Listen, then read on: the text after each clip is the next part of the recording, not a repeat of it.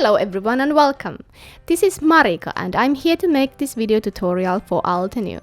Today I'm gonna make this card here featuring the moon set, and I'm gonna show you how you can make this white moon with light halo around it. I'm also gonna use painted butterfly set, and the sentiment is from Fresh Freesia set. I made this front panel of screen. For the moon, I used a solid image and then the second layer of the moon. I had a little trouble filming and some parts of the footage are missing.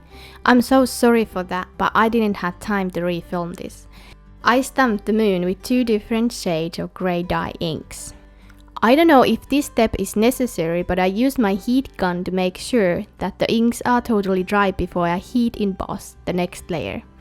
I wanted to gain this very light look for the third layer, so I used Versamark ink to stamp the third layer and then heat emboss it with clear embossing powder. This way you are able to gain this really light tone-on-tone look, and that makes the moon look more realistic. Although at this point the moon looks quite grey, when I apply the dark blue around it, it will look more white.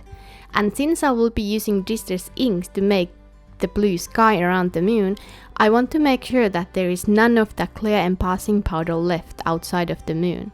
I wipe it off with a dry baby wipe and then I heat set the moon until the powder is totally melted. I cut a mask for the moon out of masking paper.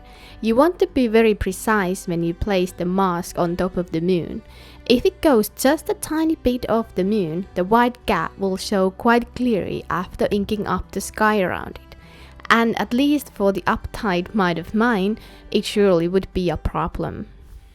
I apologize again, I really fought with my video camera while filming this, and this footage is from a different card since the whole inking part was missing.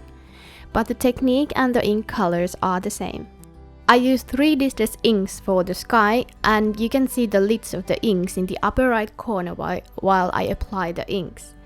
I start with faded jeans and I used that as my base color. Then I used chipped sapphire for the most darkest part of the sky. To get the look of an earth under the moon, I used peacock feathers and I blended it with faded jeans. After applying the distress inks, I used my heat gun to make sure that the panel is totally dry and the inks wouldn't blend after this. For the halo around the moon, I used Brilliance Moonlight White ink.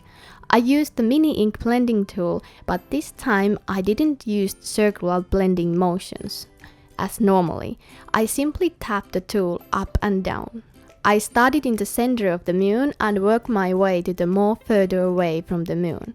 I'll keep adding the ink as long as I achieve the look that I want. I just mentioned a side note here. My ink pad is quite old and dry, so if you have a newer one, you might need to tap it off more times than I do. And this is how it looks when I remove the mask. I stamped the sentiment with black pigment ink from Fresh Freesia set to bottom right corner. Then I used my Stamp-O-Magic stamp positioning tool to help me to get the butterflies to a place that I wanted them to go.